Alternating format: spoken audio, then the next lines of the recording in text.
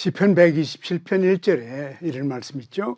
여호와께서 집을 세우지 아니하시면 세우는 자의 수고가 헛되고, 또 여호와께서 성을 지키지 아니하시면 지키는 자의 경성함이 허사하다. 그렇습니다. 우리는 오늘 한미수교 140주년을 기념하면서 하나님께 감사를 드리고 또 기도회를 갖고 있습니다. 지난 140년 동안 미국은 하나님께서 한국에 허락해 주신 최선의 친구였습니다. 여러 가지 면에서 그런데 가장 중요한 것은 미국 이 한미수교 이후에 미국 우리에게 예수 그리스도와 그분의 복음을 우리에게 전해준 겁니다. 흑암에 살던 우리 민족이 선교사들을 통해서 십자가의 복음을 깨닫게 됐고 하나님의 영원한 사랑을 알게 된 것입니다. 참 감사하죠.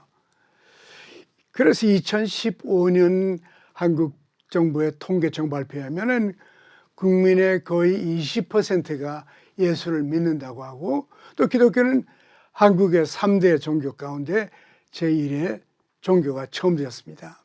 아시아에서도 가장 활발한 교회가 되었습니다. 세계 선교에서도 앞장선 나라가 됐고, 같은 해에 서울시청에서 시청 통계 발표에 의하면은 서울에서는 두 종교가 많이 감소를 했다고 그래요. 천주교는 4.7%, 불교는 6.2% 감소됐는데 기독교만 3.4%가 증가했다고 합니다.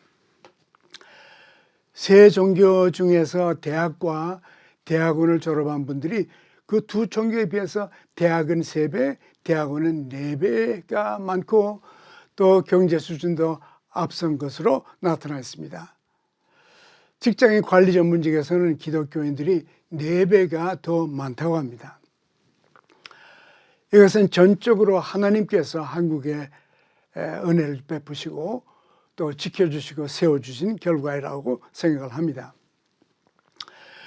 두 번째는 미국은 우리에게 일제로부터 해방을 선물해 준 나라입니다. 원자 폭탄 2개로 36년 동안 우리의 투쟁과 노력으로 이루지 못한 해방을 우리에게 가져다 준 고마운 나라가 미국입니다. 해방도 역시 하나님의 은혜죠. 하나님이 주신 것이에요. 셋째는 미국은 우리를 북한의 남침에서 구해준 나라입니다. 전쟁 중 UN 16개국 가운데서 가장 많은 젊은이들이 미국의 젊은이들이 전사를 했고 부상을 당했고 또 실종을 당했습니다. 그래서 생명을 바쳐서 우리를 구해준 것도 역시 미국이었습니다. 오늘의 대한민국이 자유로운 민주국가로서 또 산업화된 경제국가로서 선진화된 문화국가를 이루는데 하나님께서 미국을 사용하셨습니다. 넷째로 미국은 한국의 경제성장의 기초를 놓아준 나라입니다. 60, 70년대에 참 가난한 한국에 무역 특혜국의 혜택을 부여줘서 관세를 내지 않고 Made in Korea 물건이면 무엇이나 미국에 가져다가 팔라고 미국의 시장을 활짝 열어주었습니다. 제가 아는 사람들 가운데서도 가발을 팔아서 큰 부자가 된 분들도 많이 있더라고요. 오늘 한국은 세계 10대 경제 국가가 되었지만은 그 출발에는 미국의 도움이 현저하게 있었습니다. 다섯 번째는 미국이 대한민국이 군사 강국이 되는데도 기여한 나라입니다. 6.25 당시 한국군은 사흘 만에 서울을 잃었던 힘없는 그런 군대였죠. 그러나 현재는 군사력에 있어서 세계 6위에 올라가 있고, 북한은 작년에 26위에서 28위로 떨어졌다고 합니다. 다시는 일본도 중국도 러시아도 북한도 함부로 건드려서는 안 되는 강국이 되어가고 있습니다. 하나님께서 하신 일들이죠. 나라의 안보를 위해서는 강력한 군사력이 필요하고 무엇보다도 탁월한 외교력이 필요합니다. 여섯 번째는 미국은 우리 국민의 교육에 크게 이바지해 준 나라입니다. 선교사들이 전국의 수많은 학교들과 대학들과 의과대학까지 세워서 기독교인들이 현대교육을 먼저 받았습니다. 그래서 오늘의 한국은 전 세계에서 가장 교육 높은 그런 국민이 됐습니다.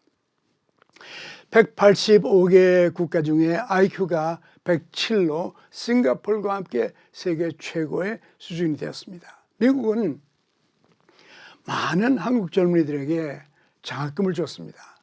그리고 최고의 교육을 받게 해줬고 그 대표적인 인물이 프린스턴에서 박사학위를 받은 이승만 초대 대통령교, 또 한국 교회에서는 영락교회 그 한경직 목사님과 같은 세계적인 지도자를 주셨습니다. 그 외에도 많은 젊은이들이 최신 현대교육을 받고 돌아와서 성실한 국민들과 함께 모든 분야에서 대한민국의 발전을 크게 도모하고 기여를 했습니다. 일곱 번째로는 1960년 중반부터 한국 이민자들을 대거 받아준 나라이기도 합니다. 지금은 전 세계 180개 나라의 한인 디아스포라가 있죠. 근데 그 중에 가장 많은 250만 명이 미국에 정착해 있습니다. 1세대는 많은 고생을 했어요.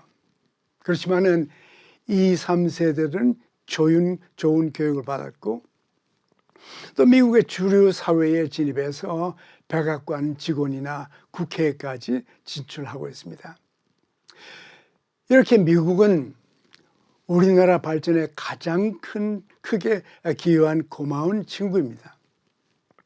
이제는 동맹국으로서 미국과 어깨를 나란히 하는 파트너, 심지어 때로는 경쟁국으로서 세계를 함께 섬길 수 있는 나라가 되었습니다.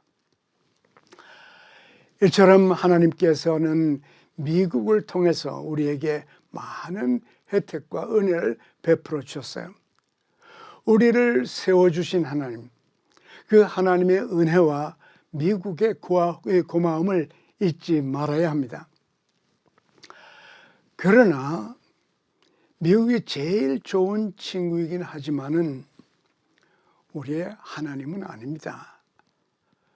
우리의 희망은 언제나 하나님께 있습니다. 미국은 예를 들어서 한미 수역 조약 이후에도 1905년에 미국이 필리핀을 지배하는 대신에 일본의 한국 지배를 묵인해주는 비밀 조약을 맺었던 적이 있습니다. 해방 후에도 6.25 전에 미국은 1949년 6월까지 미군을 완전히 철수하고 한국으로 다시는 돌아오지 않는다고 애치슨 국무장관이 공포를 했습니다. 그리고 미국이 떠나자 북한은 기습적 남침을 준비하는 데 필요한 1년의 시간을 벌었습니다.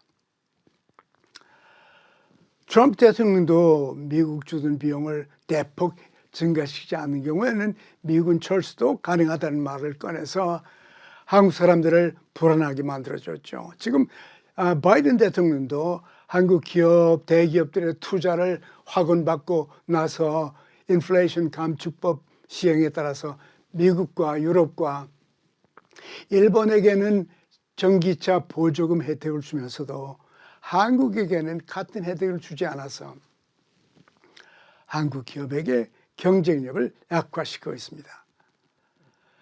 미국은 한국에게 가장 고마운 나라에는 틀림없습니다. 그러나 이 세상 나라는 정치적 계산에 따라서 언제나 등을 돌릴 수도 있습니다. 미국은 우리의 좋은 친구이지만 우리가 언제나 신뢰할 수 있는 하나님은 아닙니다. 그동안 하나님께서 세계 최강국인 미국을 들어서 한국을 도와주셨고 현재 대한민국으로 세우는 데 사용을 하셨습니다. 하나님이 세우지 아니하시면 세우는 자의 수고가 헛됩니다. 가난한 후진국을 세계의 주목을 받는 대한민국으로 세워주신 것은 우리가 하나님을 믿고 섬기는 그 하나님이십니다. 하나님의 은혜죠. 하나님께 감사와 영광을 올려드립니다. 역사의 종말이 오기 전에 한국과 한국 교회를 세계 선교의 마지막 주자로 사용하시려고 하는 하나님의 섭리가 있는 것 같아요. 오늘의 한국은 19세기 중반 세계 선교를 주도했던 그 영국과 비슷한 데가 많습니다. 작은 섬나라 영국인데 정치, 경제, 군사, 교육, 문화 이런 데 강국이었죠. 그러나 무엇보다도 영적인 강국이었습니다. 우리 한국도 영적으로 새롭게 부흥해서 영성대국이 되면 좋겠어요. 그래서 주님이 오실 그날을 준비하면서 천국 복음을 모든 민족에게 전하는 사명이 우리에게 있습니다. 우리는 전능자 하나님께 국가와 교회를 올려드리고 과거 언제보다도 하나님을 더 사랑하고 더 잘 섬기며 하나님께 자비와 긍휼과 은혜를 베풀어 주시도록 기도해야 할 것입니다. 하나님의 은혜 없이는 일본, 중국, 러시아, 북한에 포위되어 있는 대한민국은 언제든지 위기에 빠질 수 있습니다. 하나님께서 집과 성을 지켜주시고 하나님의 은혜가 대한민국과 미국 위에 항상 넘쳐서 두 나라가 함께 계속적으로 세계를 섬길 수 있게 되기를 바랍니다. 감사합니다.